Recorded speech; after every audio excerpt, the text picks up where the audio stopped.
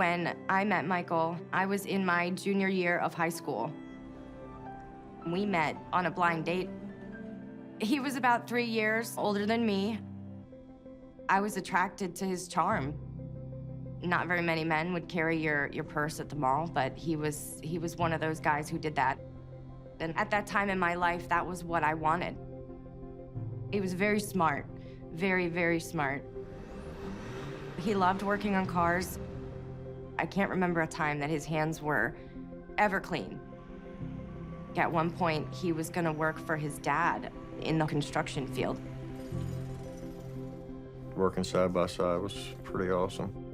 He got to see another side of me outside of the home. Michael and Margaret return home after celebrating Mrs. Temple's birthday.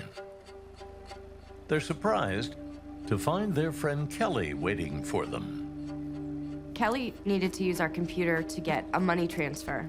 So we walk inside to my bedroom so then Kelly could use our computer for a little bit. The three head for the basement, careful not to disturb anyone. Margaret's grandmother is asleep upstairs, and her visiting uncle is in the living room watching TV. A couple seconds later, we hear a knock at the door. So Michael opened the door, and the first thing we saw was a pistol coming through a small crack in the door. Two armed and masked men burst into the couple's bedroom. We were in shock. The two guys took Michael over to the safe and asked him to open it. He said no. So then they threatened me. He still said no. And then fight or flight just kicked in, and I started fighting. The guy who was in front of me, he started hitting me in the head with the butt of the gun, and I saw stars. I was just doing my best to stay conscious and fight for my life. As I'm fighting, I hear what sounds like two pots being hit together. What Margaret hears isn't pots and pans, it's gunfire. The guy that was fighting me ran off. So I went over to check on Michael, and he was down on the floor by the back door. He had a hole in his chest and in his thigh, just leaking blood. The man who just shot Michael now aims at his next target. I vividly remember him raising the gun. I feel like I can still see it in slow motion of him lifting up the gun. It felt like he had it right to my forehead. And I remember looking past it to him, and he was wearing all black. The only thing that I remember seeing was these bright eyes in like a sea of black. And I just closed my eyes thinking I was dead. When I opened my eyes, both of them were gone. Michael was on the floor with pooled blood. He was coughing, he could barely talk. But he told me that he stabbed the guy. He just kept saying that over and over before he lost consciousness. Kelly runs upstairs and calls 911.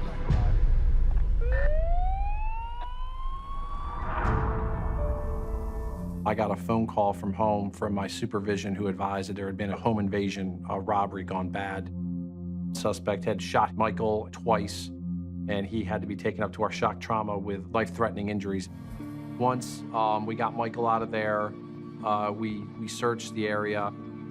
It was snowing heavily, so we're looking for footprints or any type of other evidence. The first thing I remember noticing was blood near a light pole. After Michael was shot in the leg, he pulled out a knife that he had in his pocket and he stabbed the suspect, who then shot him in the chest. We began to follow that trail that went out from the basement up into the front yard to that light pole, and then it stopped. So we believed that would be where whoever was stabbed got into a vehicle and left the area. A neighbor tells police he heard the gunshots, and moments later saw a silver truck speed away. We immediately contacted hospitals in the area in the hopes that maybe he went there to seek medical treatment, but we learned that no one had come in at any of the medical locations in our area. If you were to go to the house for the first time, you would obviously go to the front door, but these individuals went to the side door. We figured it was someone that knew the victim because they knew exactly where to go to. We recovered 357 SIG cartridge casings in the kitchen area, and we located the knife that Michael used to stab the suspect underneath the dresser area. I remember as I went down to the bottom of the stairs and I looked to the right into this bedroom, I remember seeing a safe in the closet. Right away I thought, if there's a safe involved, is that what these guys were looking for? He was losing touch with his inner strength. His body would have these little seizures, and I think each time there was a complication, he just lost a little bit more hope. He had a light about him that just made me want to be around him all the time. But he just started losing touch with me.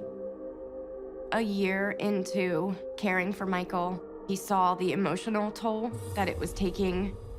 One day, he just came to me and told me that I have to go. I have to go and find my own path. As the years pass, it becomes clear that Michael isn't getting any better. I contacted his friend Chris, and Chris told me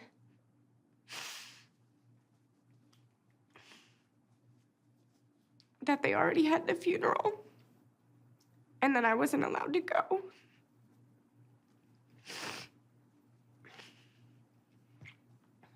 So I didn't get to say goodbye.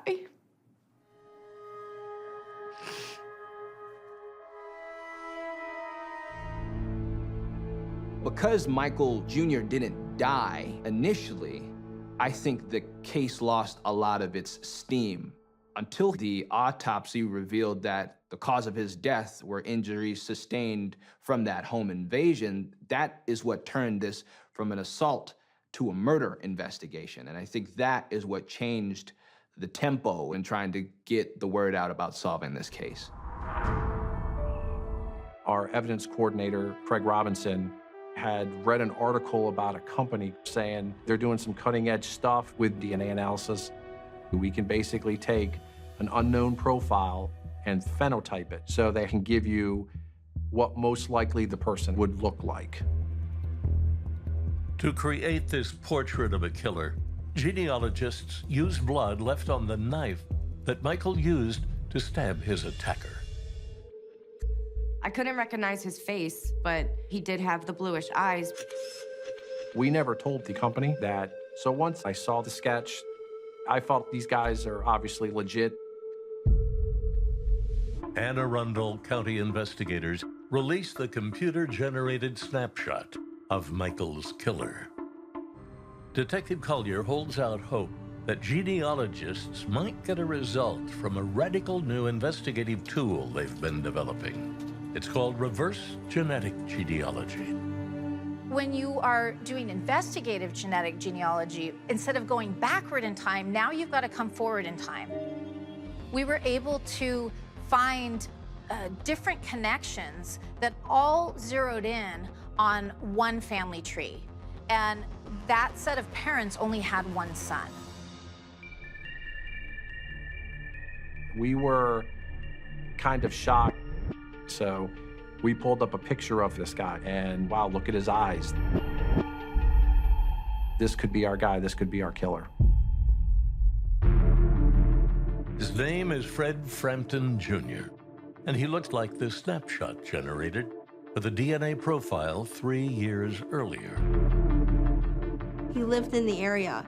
He was the right age. And he did have prior police contact up until 2010. From 2010 on, this person had no more police contacts. With no prior felony convictions, Frampton's DNA never made it into CODIS. And we learned, still to that day, he had a silver truck registered to him, which, again, a neighbor said they saw a silver truck fleeing the scene. Then we ran to see if he owned any guns, and he owned a .357, which is the same caliber of the shell casings that we found next to Michael Temple that night.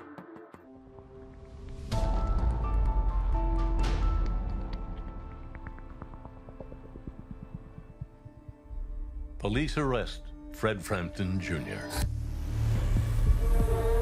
Once he discovered that we had his DNA, his whole demeanor did change because he knew that it was over. And from there, he confessed to everything. He said Michael Temple pulled out a knife and stabbed him, and he goes, once he stabbed me, then he goes, I shot him.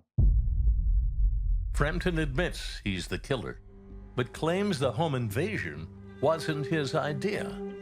He admitted that it was his friend Jonathan Ludwig's idea, and he was the one that he did the home invasion with. Jonathan Ludwig was a client of Margaret and Michael Temple, so it was a targeted home invasion. He stated that at that time, him and Jonathan were inseparable. Jonathan Ludwig knew exactly where the safe was, knew that they should have drugs and money in the safe. Unlike Frampton, Ludwig will never see the inside of a courtroom. He died of a drug overdose 7 months earlier. The most shocking part was knowing that the murderer was actually working with Mr. Mike after the incident for a number of years. I can't imagine the feeling, knowing that he could have looked his son's killer in the eye every day. He actually trained Fred Frampton and Jonathan Ludwig on his construction site. I hear this was people that worked right beside me. Somebody to do that, be that cold and calculating and just be right next to you the whole time and can see your pain and it's just unfathomable. It's just against all human nature.